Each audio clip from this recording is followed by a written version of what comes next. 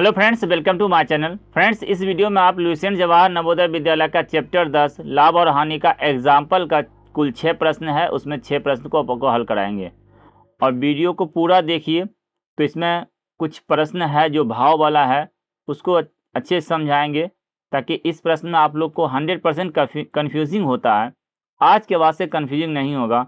अगर ऐसा हुआ तो आप लोग कमेंट कर दीजिएगा, यस सर बहुत कन्फ्यूजिंग था, आज के बाद क्लियर हो गया। ओके, तो कमेंट जरूर कर दिया करें। चलिए प्रश्न देखते हैं।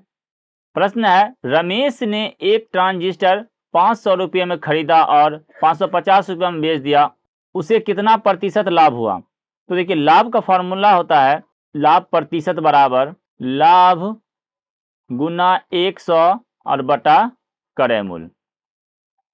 और हानि का होता है हानि प्रतिशत का हानि गुना 100 बटा क्रय मूल्य। लाभ हो या हानि, दोनों क्रय मूल्य पर ही निर्भर करता है। तो यहां से देख लेंगे, 500 रुपया में खरीदा और 550 में बेचा, तो टोटल उसको 50 रुपया का लाभ हुआ। लाभ कितना हो गया? 550 माइनस 500, विक्रय मूल्य माइनस क्रय मूल्य होता है फॉर्मूला। तो ये हो जाएगा 50 रुपया लाभ। अब प्रतिशत लाभ के लिए फॉर्मूला लगा देंगे।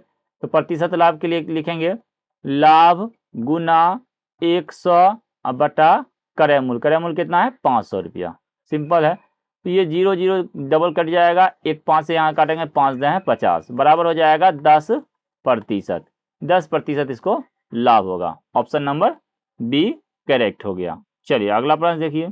एक कार को 45,000 रुपये में बेचने पर 10% की हानि होती है, कार का क्रय मूल्य क्या होगा? जब हानि प्रतिशत या लाभ प्रतिशत दिया हो तो एक फॉर्मूला सब नोट कर लीजिए कि क्रय मूल्य बराबर, जब प्रतिशत लाभ और हानि दिया हो उसके लिए यह है, क्रय मूल्य बराबर विक्रय मूल्य गुना 100 बटा, अगर लाभ होगा तो यहाँ लाभ में और जोड़ देंगे, लाभ प्लस 100, यानी कि 100 प्लस लाभ प्रतिशत, यानी लाभ को और जोड़ देंगे। और अगर इसी में अगर यहाँ पे हानि होता तब यहाँ लिखते क्रय मूल्य बराबर विक्रय मूल्य गुना 100 और बटा में, अब हानि होता तो घटा देते, तो लिखेंगे 100 में घटा देंगे। इसमें 100 में जोड़ दिए थे, 100 प्लस लाभ या लाभ प्लस 100 एक ही बात हुआ, तो यहाँ लिख देंगे 100 प्लस लाभ। उसी प्रकार अगर हानि होगा तो लिखेंगे 100 माइनस हानि।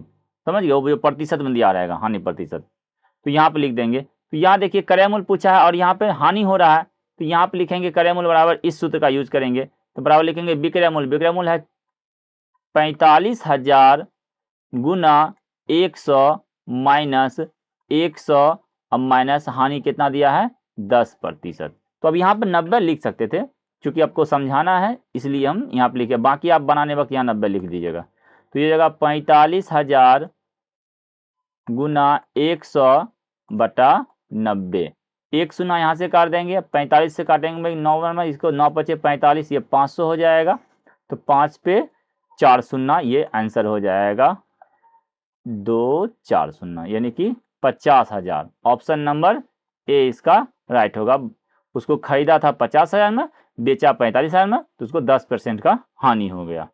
समझ गए? चलिए आगे बढ़िए। एक घड़ी को 400 रुपये में बेचने पर 20% की हानि होती है, तो घड़ी को कितने रुपये में बेचा जाए कि उसे 10% का लाभ हो? पहले क्रय मूल्य निकाल लेंगे, क्रय मूल्य निकालेंगे, फिर उसका 10% फिर लाभ पे बेचना है तो वहां से विक्रय मूल्य निकल जाएगा। समझिए? तो पहले क्रय मूल्य निकालेंगे, तो क्रय मूल्य का लिए का लिखेंगे क्रय मूल्य बराबर विक्रय मूल्य, फॉर्मूला आपको लिखाए हुए हैं, तो यहाँ पर हम डायरेक्ट लिखते हैं विक्रय मूल्य 400 है, विक्रय मूल्य और गुना 100 अब बटा, चूंकि हानि हो रहा था तो यहाँ लिखेंगे 100 माइनस हानि प्रतिशत। ठीक है, अब ये हो गया क्रय मूल्य।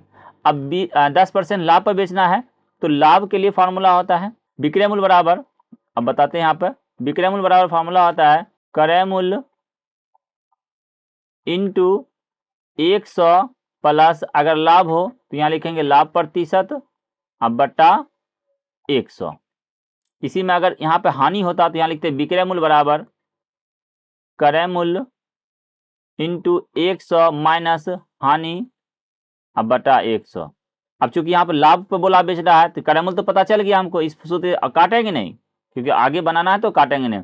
तो ये हमको क्रय मूल्य मालूम चल गया। अब उसका फिर लिखेंगे गुना, अब यहाँ पर लिखेंगे चूंकि 10% लाभ पे बेचना है तो लिखेंगे 100 जोड़ 10, समझ गए, और बटा में यहाँ 100 दिए हुआ है, लिखना पड़ेगा बटा में, समझ गए।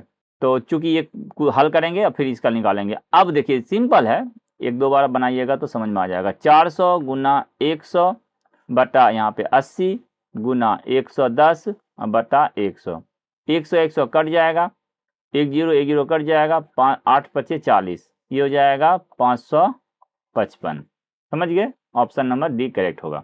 नहीं अगर समझ में आए तो इसको पहले हल कर लीजिएगा, समझ गए, इसको हल कीजिएगा तो भी बन जाएगा, और तब फिर इसके बाद ये विक्रय मूल्य का फार्मूला लगा देंगे लाभ बल्ब पर। ओके, चलिए दिक्कत हो तो कमेंट कीजिएगा, तो फिर इसको डिटेल से समझाएंगे, बाकी अगर एक दो बार देखिएगा तो आ जाएगा।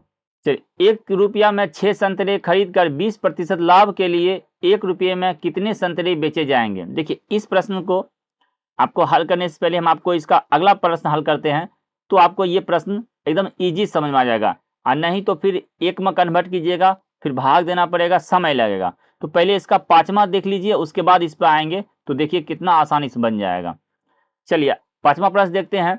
एक फल वाला 10 रुपये की 11 नारंगियां खरीदता है तथा उन्हें 11 रुपये की 10 के भाव से बेच देता है, तो प्रतिशत लाभ क्या होगा। देखिए अब समझिए, लाभ तो होगा ही निश्चित रूप से, 10 रुपया में 11 खरीदा और फिर 11 रुपया में 10 ही बेच रहा है, 1 का लाभ हो रहा है। तो यहाँ जो बनाएंगे ना, हम आपको ट्रिक सिखा रहे हैं ना, इस ट्रिक का यूज कीजिएगा तो प्रतिशत लाभ हानि एक ही बार में निकल जाएगा, समझ गए। सुनिए अब कैसे बनाइएगा, जैसे लिखा रहेगा हूबहू उतार दीजिएगा।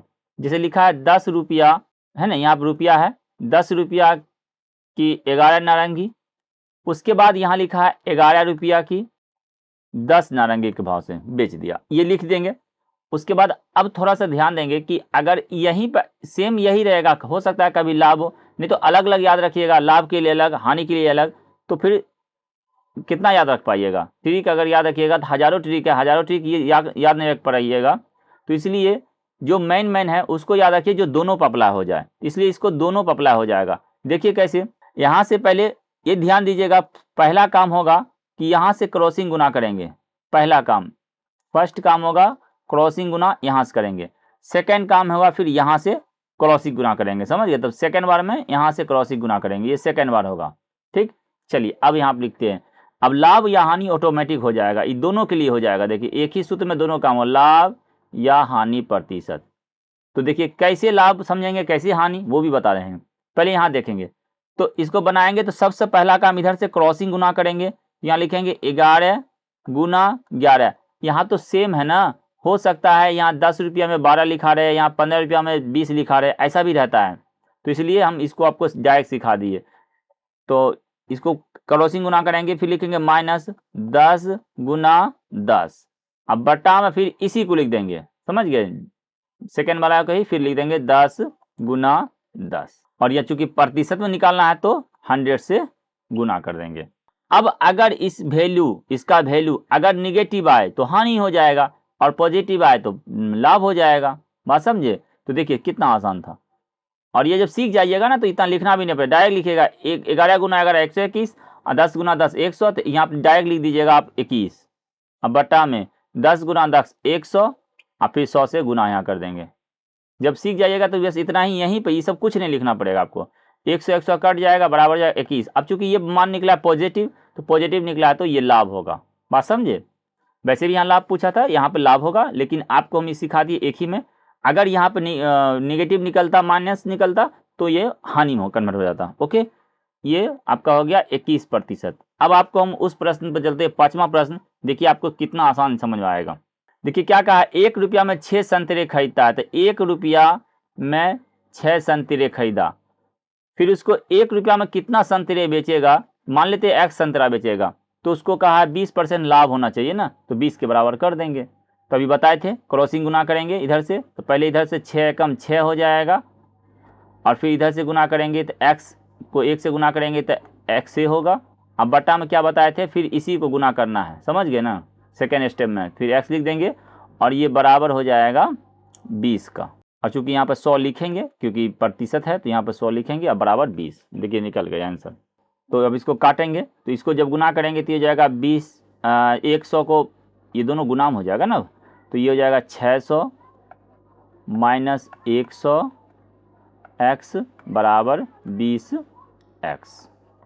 ये 100 इधर आ जाएगा तो 120x बराबर 600, तो ये कट जाएगा, 0 0 कट जाएगा, 12 पंचे 60, x बराबर निकल गया 5, तो यही हो जाएगा 5 के भाव से बेचेगा। ऑप्शन नंबर बी करेक्ट हुआ। ये जो हम आपको ट्रिक बताए ये आपको यूट्यूब पे कहीं नहीं मिलेगा, आप जाके चेक भी कर सकते हैं। इसको अच्छे से नोट कर लीजिए और उसके बाद ऐसा प्रश्न अगर आए तो फिर बना लीजिएगा, और नहीं तो फिर दिक्कत होगा, नहीं बना पाइएगा। ओके, तो चलिए वीडियो कैसा लगा आप लोग कमेंट ज़रूर से ज़रूर कीजिएगा।